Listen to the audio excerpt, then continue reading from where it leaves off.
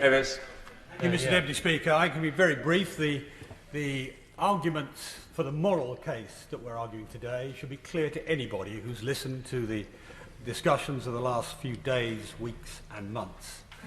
The arguments on the financial grounds are clearly wrong, the government's arguments, clearly wrong. This is a rounding error in the national accounts. The Treasury cannot forecast the economy to within £4 billion each year. So how can they account on that basis for this judgment?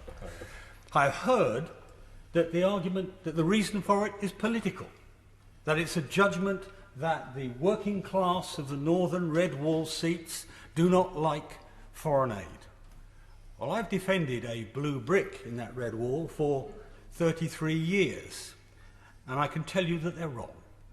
The simple truth is that if you say to somebody in one of those seats, do you want to spend money on the Ethiopian Spice Girls? They'll say, no, I'd rather spend it on the local school or cutting poverty in Barnsley or whatever it may be.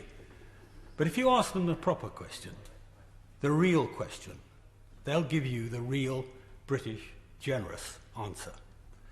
If you say, do you want to act to prevent children dying from dirty water? 76% will say yes. If you say the same about starvation, about the same number will say yes. If they say, do you want to act to prevent an emergency and a crisis? 92%, my right honourable friend said it, will say yes. 92% of all British citizens will want their money spent on that. So what would they think of the 60% cut in the contribution to Yemen, the most difficult emergency in the world today?